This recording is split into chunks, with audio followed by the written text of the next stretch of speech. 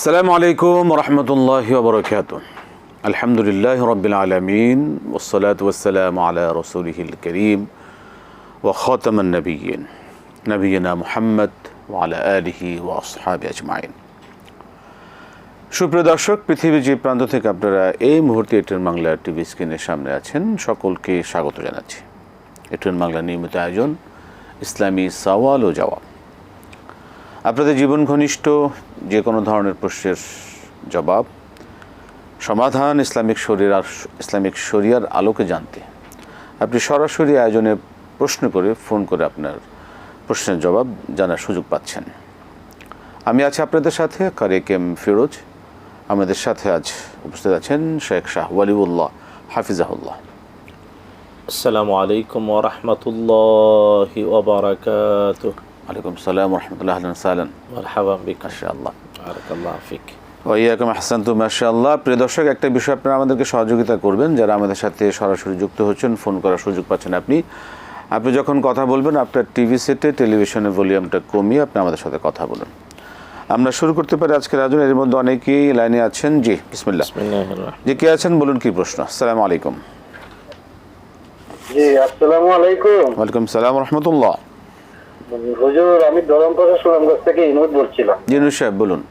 জি হুজুর, ফরজ নামাজের ক্ষেত্রে আয়াতুল কুরসি এবং সূরা হাসরের 3 আয়াত যদি আমি তেলাওয়াত করি, তো এই দুইটার মধ্যে কোনটা আগে পড়ব হুজুর? আর সুন্নত নামাজের ক্ষেত্রে সূরা কাউসার, সূরা কাফিরুন, সূরা ইখলাস এবং সূরা ফালাক, এর পূর্বে যদি আমি এই আয়াতুল কুরসি এবং এই সূরা হাসরের 3 আয়াত তেলাওয়াত করি, তাইলে কি ধারাবাহিকতা রাখা হবে? আর 3 নম্বর প্রশ্ন হলো, হুজুর রাসূল সাল্লাল্লাহু আলাইহি সাল্লাম বলেন যে সামর্থ্য থাকা সত্ত্বেও যে কুরবানি করলো না, সে যেন আমাদের ঈদগাহের মাঠের কাছেও না আসে। এটা কি সহিহ হাদিস দ্বারা সমর্থিত? ঠিক আছে, ধন্যবাদ। জি জি মোহতরম। জি আলহামদুলিল্লাহ ওয়াসসালাতু ওয়াসসালামু আলা রাসূলিল্লাহ ওয়া বাদ। আকুলু বিল্লাহি তৌফিক। প্রথম হলো যে ফরজ সালাতে প্রথম রাকাতে সূরাতুল ফাতিহার পরে আয়াতুল কুরসি সূরাতুল বাকারার 255 নম্বর আয়াত পড়বেন। আর দ্বিতীয় রাকাতে আপনি সূরাতুল হাশরের শেষ আয়াতগুলো পড়তে পারেন, এতে সিরিয়াল রক্ষা হবে, কোনো সমস্যা নেই। কিন্তু দ্বিতীয় যে বললেন যে যদি আপনি কাফিরুন মানে সূরাতুল কাফিরুন, সূরাতুল ইখলাস এগুলা পড়েন এবং এর আগে আপনি আয়াতুল কুরসি এবং সূরাতুল হাশর পড়েন, তাহলে হ্যাঁ, যদি প্রথম আপনি সূরাতুল হাশরের আয়াতগুলো পড়লেন, তারপরে আপনি সূরাতুল কাফিরুন উপর থেকে নিচের দিকে কোনো সমস্যা নেই। সিরিয়ালটা খেয়াল রাখতে হবে। যেভাবে মুসহাফ আমাদের কাছে প্রিন্টেড যে কোরআন আল কারীম আছে, সেখানে দেখবেন 1 নম্বর সূরা আল বাকারা, সূরাতুল ফাতিহা, 2 নম্বর সূরা আল বাকারা, ঠিক এইভাবে যে ধারাবাহিকতা, এই ধারাবাহিকতা, যেমন 112 নম্বর সূরা সূরাতুল ইখলাস বা কুল হুয়াল্লাহু আহাদ, 113 নম্বর সূরা সূরাতুল ফালাক, 114 নম্বর সূরা সূরাতুন নাস, এই যে সিরিয়ালের ধারাবাহিকতা, এটা রক্ষা করতে হবে। কোরবানি যে করলো না ঈদগাহে না আসে, এই হাদিসটা কি সহিহ? এইটা হাদিস মানে রাসূলুল্লাহ সাল্লাল্লাহু আলাইহি ওয়াসাল্লাম থেকে প্রমাণিত। সামর্থ্যবান ব্যক্তি কোরবানি না করা অপরাধ। শুধু কোরবানি একটা মানে একটা ওয়াজিব, মানে একটা মানে আদেশই না, বরং কোরবানিটাকে বলা হয় শিআর, ইসলামের নিদর্শন। কোরবানি শুধুমাত্র ওয়াজিব অথবা সুন্নাহ মুআক্কাদা, কারণটা বলে নেই। আর আমাদের হানাফি মাযহাব অনুযায়ী ওয়াজিব, অন্য 3 মাযহাব অনুযায়ী কোরবানি হলো সুন্নাহ মুআক্কাদা।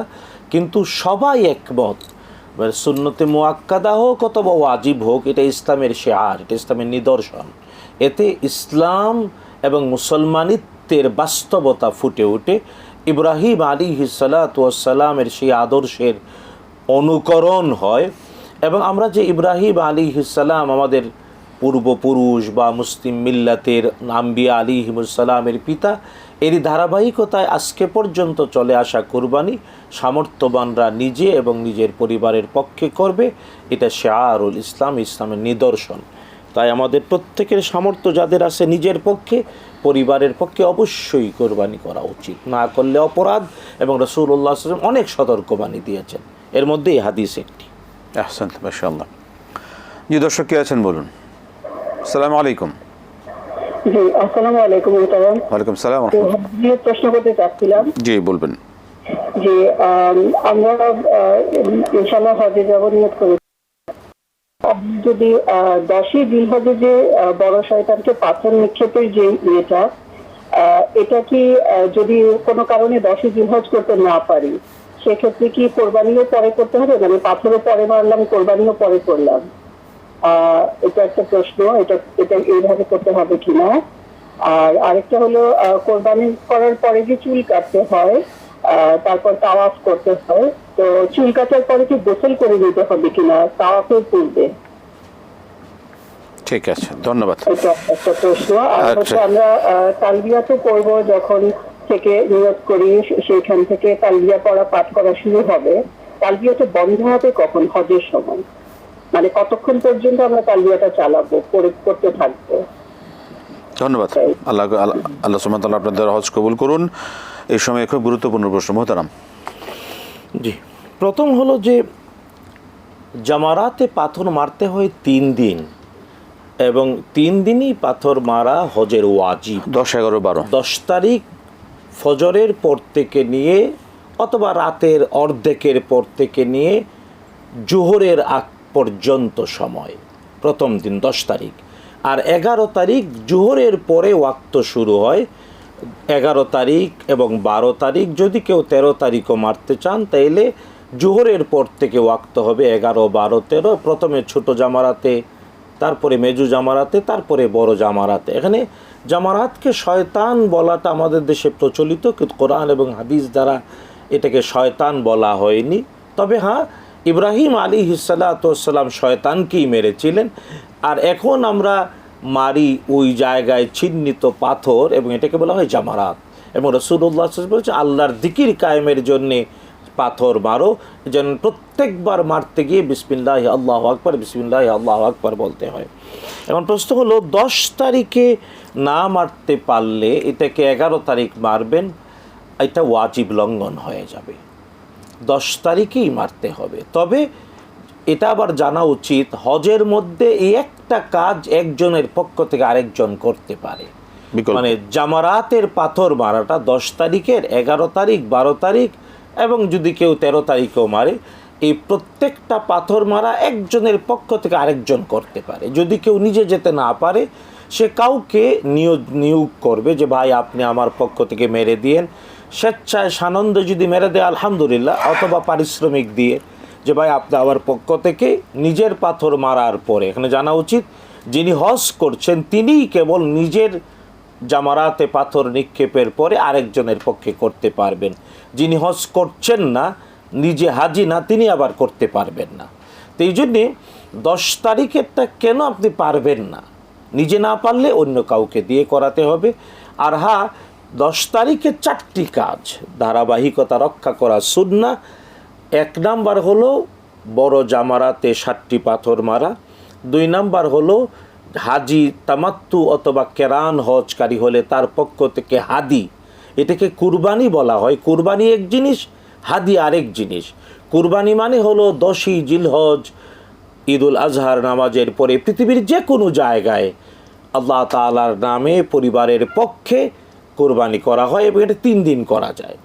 কিন্তু হাদি হলো যে ব্যক্তি একই সফরে হজ এবং উমরা করছেন, তামাত্তু হজ, অথবা একই এহরামে ব্যক্তি উমরা এবং হজ 2টি করছেন, তিনি একটি বকরি, ছাগল, দুম্বা অথবা উট, মহিষ বা গরুর 7 ভাগের 1 অংশ আল্লাহর নামে জবাই করবেন। এবং জবাইটা অবশ্যই হতে হবে মক্কাতুল মুকাররমায় হাদ্দুল হারামের সীমানার ভিতরে।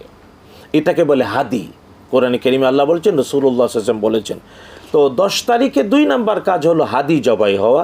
3 নাম্বার হলো চুল মুন্ডন করবে পুরুষ, অথবা চুল কাটবে। রাসূলুল্লাহ সাল্লাল্লাহু আলাইহি ওয়াসাল্লাম যারা যে সকল পুরুষেরা চুল মুন্ডন করে তাদের জন্য 3 বার রহমতের দোয়া করেছেন।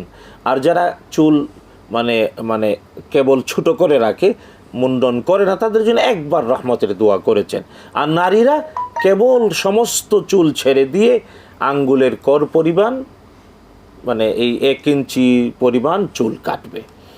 আর চতুর্থ হলো এহরাম খুলে ফেলবে। তার মানে 10 তারিখের কাজের ধারাবাহিকতা হলো প্রথম বড় জামারাতে পাথর মারা, 2 নাম্বার হাদি জবাই হওয়া, 3 নাম্বার মানে চুল কাটা অথবা মুন্ডন করা, চতুর্থ এহরাম খুলে ফেলা। জানা উচিত যদি কেউ এফরাদ হজকারী হয়, কেবল হজ করছেন, তাইলে 10 তারিখে তার হলো 3টা কাজ। কারণ এফরাদ হজকারীর জন্য হাদি নাই। এফরাদ হজকারী 10ই জিলহজে বড় জামারাতে 7টি পাথর মারবে, তারপরে মাথার চুল মুন্ডন অথবা ছাড়বে, তারপরে এহরাম খুলে ফেলবে। এখন এই ধারাবাহিকতা যদি রক্ষা কেউ না করতে পারে, বিদায় হজের দিনে রাসূলুল্লাহি সাল্লাল্লাহু আলাইহি ওয়াসাল্লামের কাছে অনেক সাহাবায়ে কেরাম এসে বললেন, ইয়া রাসূলুল্লাহ সাল্লাল্লাহু আলাইহি ওয়াসাল্লাম, আমি তো এই সিরিয়াল রক্ষা করতে পারিনি, মানে হাদি জবাই হওয়ার আগে চুল মুন্ডন করে ফেলেছি, এহরাম খুলে ফেলেছি। রাসূলুল্লাহ সাল্লাল্লাহু আলাইহি ওয়াসাল্লাম বললেন, ইফআল ওয়ালা হারাজ, সিরিয়াল উল্টাপাল্টা হলে সমস্যা নাই, কিন্তু দিনের ভিতরে সব কাজ করো, এতে কোনো অপরাধ নেই। সেক্ষেত্রেও যে আরো কিছু প্রশ্ন ছিল যে এই তাওয়াফ যে করবেন সেটা কি পরিষ্কার হয়ে গিয়ে করতে পারবেন? হ্যাঁ, চুল কাটার পরে গোসল করতে হবে কিনা এটা তার প্রশ্ন। দেখুন, কোরআন আল কারীমের সূরাতুল হজ্জ 22 নম্বর সূরাতুল হজ্জের মধ্যে আল্লাহ তাআলা হজের ধারাবাহিকতা বলতে গিয়ে সুন্দর করে আল্লাহ তাআলা নিজেই বলেছেন। আল্লাহ বলছেন, সুম্মা লিয়াকদু তাফাসাহুম ওয়ালিউফু নুযুরাহুম ওয়ালিয়াতাওয়াফু বিল বাইতিল আতীক। আল্লাহ তাআলা বলছেন, তারপরে তারা যেন নিজেদের গায়ের ময়লা আবর্জনা পরিষ্কার করে নেয়। তার মানে গোসল করা ভালো। হ্যাঁ, যদিও এটা ফরজ না, কিন্তু এটা উত্তম এবং ভালো। অনেক আইম্মা মুস্তাহিদিন বলেছে, মানে চিরন্তন প্রাচীন গৃহ কাবাগর, ওই কাবাগর তাওয়াফ করতে গিয়ে অবশ্যই পবিত্র শরীরে পরিষ্কার পরিচ্ছন্ন হয়ে গোসল করে। আর এটা একটা মানবীয় রুচির ব্যাপার। আল্লাহ তাআলা যেখানে স্মরণ করিয়ে দিলেন, ময়লা আবর্জনা পরিষ্কার করে নাও, নিজের পক্ষ থেকে তোমার কুরবানি, তোমার হাদি করে ফেলো, তারপরে প্রাচীন ঘরে তাওয়াফ করো, বলেন আমাদের এটা ভালো। তবে এটা কেউ যদি পরিস্থিতির কারণে না করতে পারে, অপরাধ না। আমাদের শেষ এই প্রসঙ্গে তালবিয়া কখন বন্ধ করবেন? হজের তালবিয়া বন্ধ হবে 10ই জিলহজ বড় জামারাতে পাথর মারার আগ পর্যন্ত। যখন পাথর মেরে ফেললো, মারা শুরু করলো, তখন আর তালবিয়া পড়বে না। 10ই জিলহজ, তার মানে হজের জন্যে এহরাম বাঁধেন হাজি সাহেবানরা সাধারণত 7ই জিলহজ সন্ধ্যার পরে, 8 তারিখ শুরু হয়ে যায়। তো 8 তারিখ এহরাম শুরু হলো, তালবিয়া শুরু হলো। 9 তারিখ, 10 তারিখ বড় জামারাতে 7টি পাথর মারার আগ পর্যন্ত তালবিয়া পড়বে। 10ই জিলহজে যখন বড় জামারাতে পাথর মারা হয়ে গেল, আর তালবিয়া নয়, তখন থেকে তাকবীর বলতে হবে, আল্লাহু আকবার, আল্লাহু আকবার, আল্লাহু আকবার, লা ইলাহা ইল্লাল্লাহু, আল্লাহু আকবার, আল্লাহু আকবার, ওয়ালিল্লাহিল হামদ। জি, আমরা আবার আসবো। একটা ছোট্ট বিরতি নিতে হচ্ছে। প্রিয় দর্শক, সময় হলে একটি ছোট্ট বিরতি নেবার, ফিরছি বিরতির পর আবার ইনশাআল্লাহ আপনাদের সাথে আয়োজন, আমাদের সাথে থাকবেন ইনশাআল্লাহ। আসসালামু আলাইকুম রহমতুল্লাহি ওয়া বারাকাতুহু। প্রিয় দর্শক, ফিরে এলাম বিরতির পর। ইসলামী সাওয়াল-ও-জবাব সরাসরি আয়োজন। আমরা বিরতির পর যাচ্ছি। কে আছেন দর্শক, বলুন কি প্রশ্ন আপনার? আসসালামু আলাইকুম। ওয়ালাইকুম আসসালাম। হুজুর, আমি পাবনা থেকে বলছি। জি বলুন। আসসালাম। জি ভাই, আমি ফজরের নামাজ শেষ রাকাতে দোয়া কুনুত পড়ব, তার আমার উল্টো তাকবীর দেওয়া লাগবে কি?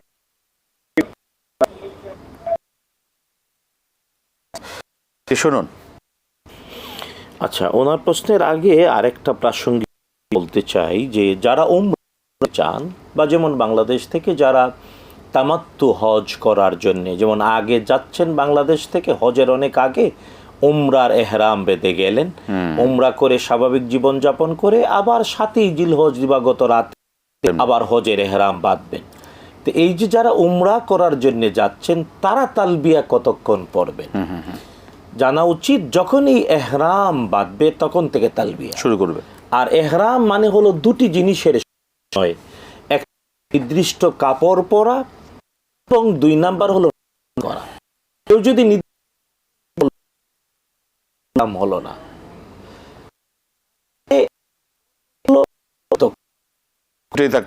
একত্রিত হলে এর নাম এহরাম। যখন থেকে এহরাম তখন থেকে তালবিয়া শুরু। আর উমরার যাত্রীর জন্য তালবিয়া কন্টিনিউ হতে থাকবে যতক্ষণ না মসজিদুল হারামে ঢুকে কাবাগর নিজের 2 চোখে না দেখে। তাওয়াফের শুরু আগ পর্যন্ত হ্যাঁ, কাবাগর দেখেই দোয়া করবে। হ্যাঁ, তারপরে যখন মাতাফে ঢুকবে তাওয়াফ এর মধ্যে তালবিয়া পড়বে। অনেক লোকজন আছে তাওয়াফ করতে গিয়েও না জেনে লাব্বাইক আল্লাহুম্মা লাব্বাইক বলে না, এটা উচিত না, সুন্নাহর খেলাফ। আবার অনেকে আছেন তাওয়াফ করতে গিয়ে সজোরে আর অন্য অনেকের জিকির আজকারে দোয়াতে সমস্যা তৈরি করে, এগুলা করা উচিত। আহসান, মাশাআল্লাহ। সব অনেক নীরবে করা উচিত। চমৎকার, আহসান, মাশাআল্লাহ। যে আমরা প্রশ্ন কি আছেন বলুন। আসসালামু আলাইকুম। আসসালামু আলাইকুম। হ্যালো। ওয়ালাইকুম সালাম, বলুন কি প্রশ্ন। হুজুর, আমার একটা প্রশ্ন ছিল। প্রশ্নটা হচ্ছে হুজুর, আমরা এতদিন জানতাম যে আমার শুরুর প্রথমে যে আমরা মানে সানা পড়ি, যখন নিয়ত বাড়ি তখন একবার সানা পড়ি। এখন হুজুর শুনতেছি যে প্রত্যেকটা রাকাতে নাকি সানা পড়তে হবে যতবার আমি নিয়ত বাঁধবো। এটা কতটা মানে সত্য, বা এরকম পড়ার নিয়মটা একটু জানাবেন। আর আমার 2টা মেয়ে আর আমার একটা ভাতিজা আছে, ওদের জন্য একটু খাস করে দোয়া করবেন হুজুর। জি ইনশাআল্লাহ, ইনশাআল্লাহ। জি, আপনি দোয়া করবেন আমাদের জন্য। জি মোহতারাম, আরেকটা প্রশ্ন দর্শক নিয়ে নিই আমরা। জি, আসসালামু আলাইকুম। ওয়ালাইকুম আসসালাম রাহমাতুল্লাহ। আমি আব্দুল জলিল নরটা আসলে। জি আব্দুল জলিল সাহেব বলুন। আমার হলো একটা প্রশ্ন, যদি প্রশ্নটা আগে হয়ে গেছে তারপর আজকে একটু করি, আমার একটু কনফিউজ আছে। এই অনুষ্ঠানেই আপনি উপস্থাপন করছিলেন যে 2 দিন 2টা প্রশ্ন উত্তর, যে আমরা যে ফজরের সুন্নতে প্রথম রাকাতে সূরা কাফিরুন, দ্বিতীয় রাকাতে সূরা ইখলাস, মাগরিবের পরে সুন্নতে কাফিরুন ইখলাস এবং তৃতীয় রাকাতে কাফিরুন ইখলাস পড়ি। এটা শায়েখ কয়েকদিন আগে উত্তর দিছিল না, এটা ফিক্সড করা যাবে না, মাঝে মাঝে পরিবর্তন অন্যটা পড়া লাগবে। আবার গতকালকে রশিদ স্যারের উত্তর দিল না, আপনি এইভাবে পড়লে এটা সুন্নত আদায় হবে, আপনি এইভাবে পড়বেন। কিন্তু 2টা উত্তর 2ভাবে পেলেন। এখন আমরা কোনটা করবো তার কাছে একটা প্রশ্ন। ঠিক আছে। আর আমার 2 নম্বর প্রশ্ন হলো, আমরা জানি যে মসজিদের নামাজ যখন আমরা যাবো সুন্নত পড়ার পরে যখন করুন তখন আমাদের নামাজের সব পাইতে থাকবো। এখন আমরা আমি যে বাড়িতে পড়ি, আমি এখানে অপেক্ষা করি, যখন সময় হয় তখন আমি রুমের থেকে বাইরে করি। আমার মসজিদের সময় লাগে 40 বা 50 সেকেন্ড। তাহলে আমি আশেপাশের অবস্থা তো খুব খারাপ। নামাজের যে সবটা পাবো কিনা, কারণ অপেক্ষা বসে থাকলে সবটা পাওয়া যায়, সবটা পাবো কিনা বাড়িতে বসে থাকলে। প্রশ্ন হলো, আজকে আব্দুল জলিল সাহেব, আমরা দুঃখিত, আপনার আশেপাশে যে নয়েজ এবং খুব অপ্রাসঙ্গিক আমরা শব্দ শুনতে পাচ্ছি, যেটা আমাদের জন্য এখানকার জন্য আমাদের সমস্যা। আপনি এই আওয়াজগুলো পরিহার করে ছিলাম। জি, উল্টা তৃতীয় রাকাতে মানে যখন আপনি কুনুত পড়তে যাবেন আগে উল্টা দেবেন কিনা এটা জানতে। কারণ ভিতরের সালাত পড়ার যে নিয়ম, এই নিয়মে আমাদের এই আমাদের বাংলাদেশ, পাকিস্তান, ভারতে প্রচলিত হলো 3 রাকাত পড়লে 2 রাকাত আত্তাহিয়াতে উঠে দাঁড়িয়ে রুকুতে যাওয়ার আগে আল্লাহু আকবার মানে ওই আল্লাহুম্মা ইন্না দোয়া কুনুত পড়া হয়। তো এটা আমাদের সাবকন্টিনেন্ট, আমাদের স্থানীয় আলেম হয়। বিশুদ্ধ হলো আপনি 3 রাখতে পারেন নিয়মে। প্রথম 2 রাকাতে সালাম ফেরাই আলাদা 1 রাকাত, আপনি 3 রাকাত একসাথে পড়লে দ্বিতীয় রাকাতে বসবেন না। দ্বিতীয় রাকাতে আত্তাহিয়াতু না পড়ে সোজা দাঁড়িয়ে আত্তাহিয়াতু হবে সর্বশেষ রাকাতে। আর আপনি কুনুত পড়তে গিয়ে উল্টা তাকবীর লাগবে না। আপনি রুকুতে যাওয়ার আগেও পড়তে পারেন অথবা রুকু থেকে উঠে দাঁড়িয়েও কুনুত পড়তে পারেন। আল্লাহু আ'লাম বিসওয়াব। জি, পরবর্তী যেটা প্রশ্ন ছিল নিয়ত মহিলা, জি। প্রত্যেক রাকাতেই সানা পড়া। না, ব্যাপারটা হলো যে এটা ক্লিয়ার এবং স্পষ্ট থাকা উচিত যে এক নিয়তে আপনি 2 রাকাত 3 রাকাত বা 4 রাকাত এর নিয়ত করলেন, প্রথম তাকবীরে তাহরিমার পরে আপনি সানা পড়বেন। প্রতি রাকাতে যখন দাঁড়ালেন সূরাতুল ফাতিহার আগে সানা পড়া লাগবে না, একবার কেবলমাত্র তাকবীরে তাহরিমার পরে। তবে হ্যাঁ, আপনি যদি ধারাবাহিকভাবে একই জায়নামাজে দাঁড়িয়ে একাধিক সুন্নত নফল নামাজ পড়তে চান, তাইলে তাকবীরে তাহরিমার পরে আপনি সানা না পড়লেও নামাজের ক্ষতি হবে না। জি। পড়াটা হলো উত্তম, কোনো সন্দেহ নেই। পরবর্তী প্রশ্ন, হুজুর বলছে একরকম, আপনি বলেছেন একরকম, এটা এ বিষয়ে কি বলবেন? আচ্ছা, উনি ওনার বাচ্চাদের জন্য দোয়া চেয়েছেন, আমরাও দোয়া করি, আপনিও দোয়া করবেন। এবং বাচ্চাদের জন্য একটা বিখ্যাত দোয়া, বাচ্চাদেরকে দেখে হাত দিয়ে মাথায় অথবা বাচ্চাদের কথা স্মরণ হলে পড়বেন, আল্লাহুম্মা ফাক্কিহুম ফিদ্দীন ওয়া আল্লিমহুমুত তা'উইল।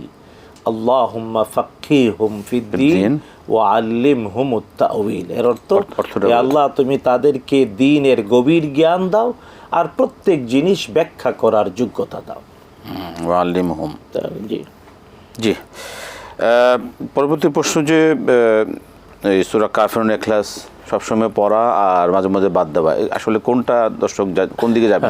না, ব্যাপারটা হলো না, আমি সম্ভবত এইভাবে বলিনি, আমার খেয়াল পড়ে না। ব্যাপারটা হলো যে সুন্নায় প্রমাণিত রাসূলুল্লাহ সাল্লাল্লাহু তাআলা আলাইহি ওয়াসাল্লামের জীবনের অধিকাংশ সময়ের অভ্যাস ছিল তিনি মাগরিবের 2 রাকাত সুন্নত, ফজরের 2 রাকাত সুন্নত এবং সালাতুল ভিতরে সেই শেষ 2 মানে সূরাতুল কাফিরুন এবং সূরাতুল ইখলাস পড়তেন। তবে অন্যান্য সূরাও পড়েছেন রাসূলুল্লাহ সাল্লাল্লাহু আলাইহি ওয়াসাল্লাম, কেবল এটাই কন্টিনিউ করেছেন, সব সময় না, অধিকাংশ সময় করেছেন, মাঝে মাঝে এর ব্যতিক্রমও করেছেন। এটা হতে পারে। সুতরাং মানে আপনি যদি খুব ভালো লাগে আপনি কন্টিনিউ করেন, কোনো অসুবিধা নেই, করতেই পারেন। আবার যদি কোনো আলেম বলে থাকেন যে মাঝে মাঝে অন্যগুলোও করেন, তিনিও ভুল বলেননি, মানে আমি সম্ভবত বলি না, যাই হোক। আচ্ছা, তো আমার মনে হয় যে কেবল মানে সূরাতুল কাফিরুন আর ইখলাসের উপরই আমি থাকব, অন্য আর কোনো সুনাই পড়ব না। এর উপরে একেবারে ফরজ মনে করে মানে একেবারে অবিচল অটল হওয়া, এটাও ঠিক না, আবার বাদ দেওয়াও ঠিক না। আপনি এটাও করবেন, মাঝে মাঝে একটু করবেন। এমনকি দেখুন, সবই তো কোরআন থেকে, সবই কোরআন থেকে। যেমন দেখুন, এর সমন্বয় হলো রাসূলুল্লাহ সাল্লাল্লাহু তাআলা আলাইহি ওয়াসাল্লাম মসজিদে কুবাতে একজন সাহাবীকে ইমাম নিয়োজিত করেছিলেন। তো তিনি এই সূরাতুল কাফিরুন আর ইখলাস খুব ভালোবাসতেন, ইখলাস বেশি পড়তেন, এবং বিশেষ করে সূরাতুল ইখলাস তিনি প্রত্যেক জেহরি কেরাত, মাগরিব, এশা, ফজরে তিনি প্রথম ইখলাস পড়তেন, তারপরে অন্য সূরা পড়তেন, বা অন্য সূরা পড়ে শেষে ইখলাস পড়তেন। ইখলাস থাকতোই। তো মুসল্লিরা সবাই মিলে সাহাবী রাদিয়াল্লাহু তাআলা রাসূলুল্লাহ সাল্লাল্লাহু আলাইহি ওয়াসাল্লামের কাছে বললেন, ইয়া রাসূলুল্লাহ, এমন ইমাম নিয়োজিত করেন আমাদের জন্য, সূরাতুল ইখলাস ছাড়া তার কোনো জেহরি নামাজ পড়েন না। রাসূলুল্লাহ সাল্লাল্লাহু আলাইহি ওয়াসাল্লাম তাকে ডেকে জিজ্ঞেস করলেন, কেন আপনি সূরাতুল ইখলাস প্রত্যেক জেহরি নামাজে অর্থাৎ মাগরিব, এশা, ফজরে বাধ্যতামূলক করে নিয়েছেন, নিজের উপরে পড়েন? তিনি বললেন, ইয়া রাসূলুল্লাহ সাল্লাল্লাহু আলাইহি ওয়াসাল্লাম, কোরআন আল কারীমের একটা মাত্র সূরা আমার আল্লাহর কথায় পরিপূর্ণ। সুবহানাল্লাহ।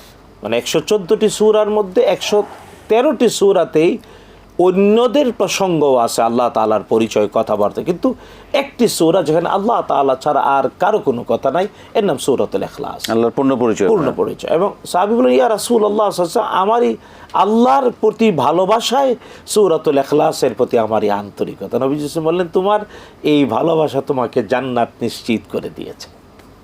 সুতরাং এটা আছে, এগুলা করতে হবে। তবে হ্যাঁ, এটা সুন্নতকে সুন্নতের জায়গায় রাখতে হবে, এটাকে ফরজ মনে করা যাবে না। চমৎকার।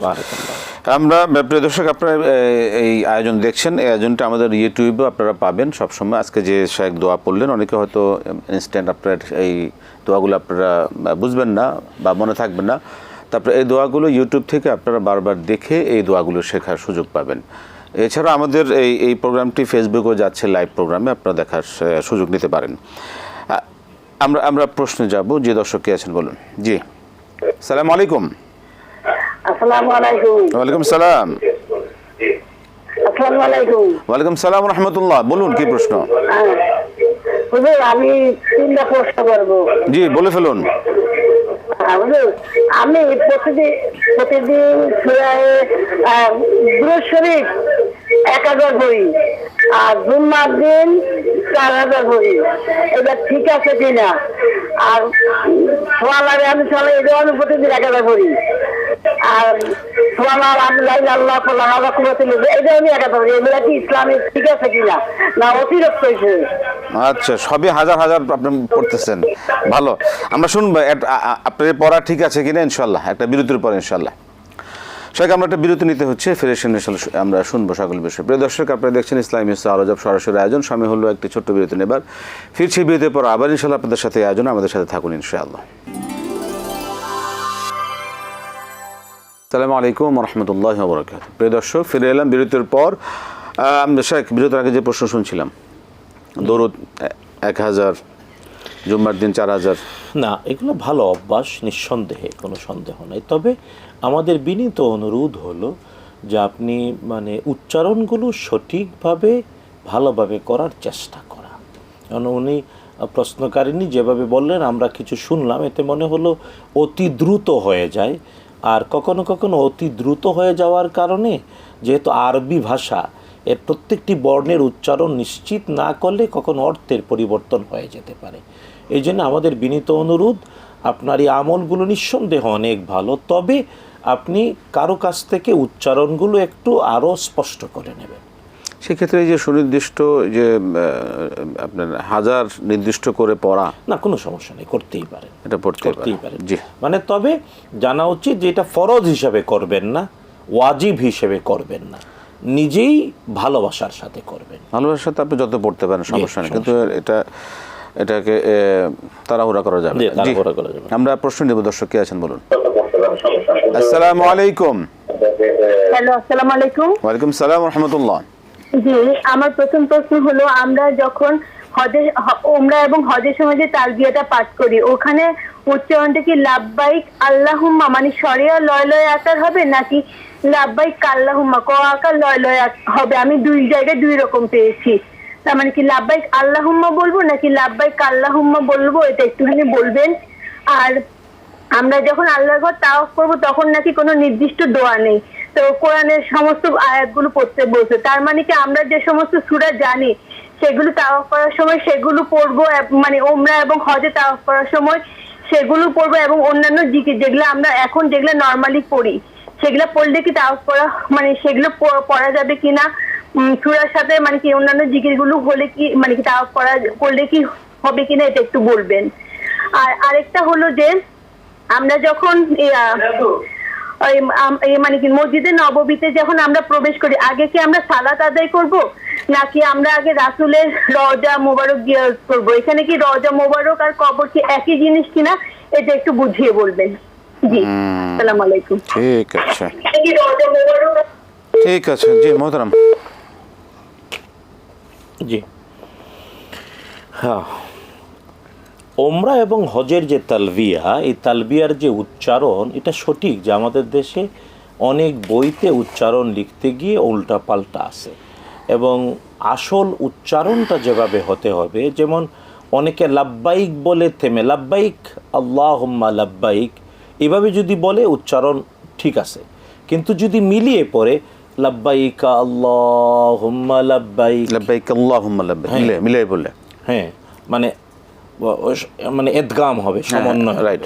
তো এই যদি মানে থেমে থেমে পড়ে, ভেঙ্গে ভেঙ্গে আলাদা উচ্চারণ করে পড়ে, তাইলে আলাদা উচ্চারণ লাব্বাইক আল্লাহুম্মা লাব্বাইক, লাব্বাইক লা শারীকা লাকা লাব্বাইক এভাবে বলতে পারে, কিন্তু এদগাম করে মিলিয়ে পড়াটাই হলো আরবি গ্রামারের 100% ব্যবহার, তাই তো?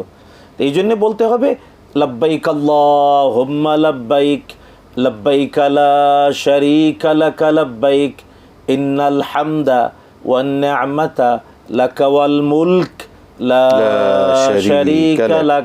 আর এই যে আমি যে টেনে বললাম, যে সমস্ত জায়গায় আমি টেনে বললাম, এগুলো কিন্তু গ্রামারের বিষয়। মানে অনেকে লা শারীকা লাক এভাবে বলে, লা লম্বা হবে, একালিপ টানা। শারীকা লাক না, শিনের পরে রায়ের পরে ইয়া আছে, তাই শারীকা লাক। এই উচ্চারণটা খেয়াল করে করতে হবে। এটা ঠিক যে বাংলায় উচ্চারণ লিখতে গিয়ে অনেক উচ্চারণের মানে বাস্তবতা সঠিক না, তাই আরবি গ্রামারটাকে কায়দা, যেটাকে আমরা তাজউইদ বলি, তাজউইদের কায়দাটা মিলিয়ে উচ্চারণ করলে সুন্দর হয়। সেক্ষেত্রে দুইভাবে পড়লেই হবে, কেউ যদি আলাদাও হয় বা দুইভাবে হবে। মোহতারাম, দোয়া নেই তাওয়াফে, কাবাঘর তাওয়াফ করতে গিয়ে প্রত্যেক তাওয়াফে আলাদা আলাদা দোয়া না। আমাদের সংক্ষেপে একটু শেষ করতে, বরং আমরা সময় শেষ আপনি হয়ে গেছে। যখন কাবাঘরের পশ্চিম দক্ষিণ কোণ থেকে পূর্ব দক্ষিণ কোণে আসবেন, অর্থাৎ রুকনি ইয়ামিনী থেকে হাজরে আসওয়াদ পর্যন্ত আসতে রাসূলুল্লাহ সাল্লাল্লাহু আলাইহি ওয়াসাল্লাম নিজে পড়েছেন, রব্বানা আতিনা ফিদ দুনিয়া হাসানা ওয়া ফিল আখিরাতি হাসানা ওয়া কিনা আযাবান নার। আমাদের শেষ করতে হবে। বারালে ওয়া আদখিলনাল জান্নাতা মা'আল যে কোনো দোয়া আবরার পড়তে ইয়া পারেন, আজিজ ইয়া গফফার ইয়া আচ্ছা, রাব্বাল মন্দির আলামিন। থেকে আগে কি রওজা জিয়ারত করবেন না আগে সালাত পড়বেন? আগে সালাত পড়বে, এরপরে রওজা। যদি সালাম দেওয়ার সুযোগ হয় তাহলে সালামও দেবে, কিন্তু মসজিদে ঢুকে আগে আগে 2 রাকাত নামাজ পড়াটা পড়বে। জরুরি। আর রাসূলুল্লাহ সাল্লাল্লাহু আলাইহি ওয়াসাল্লামের কবর শরীফ আলাদা জিনিস, আর রওজা শরীফ আলাদা জিনিস। রওজা হলো জান্নাতের বাগান এই পৃথিবীতে, রিয়াদুল জান্নাহ যেটা বলা হয়। রিয়াদুল জান্নাহ, রওজা আমাদের শরীফ। জি আমাদের শেষ করতে হচ্ছে। আপনাকে অসংখ্য ধন্যবাদ। ইনশাআল্লাহ আরো আরেকদিন ইনশাআল্লাহ এই বিষয়ে আরো শুনবো। প্রিয় দর্শক, সময় শেষ হয়ে গেল। আল্লাহ পাক আমাদের কবুল করুন, যা শুনলাম তার জন্য আমল করার তৌফিক দান করেন। আজকে শেষ করছি, বিদায় নিচ্ছি। আসসালামু আলাইকুম ওয়া রাহমাতুল্লাহি ওয়া বারাকাতুহু।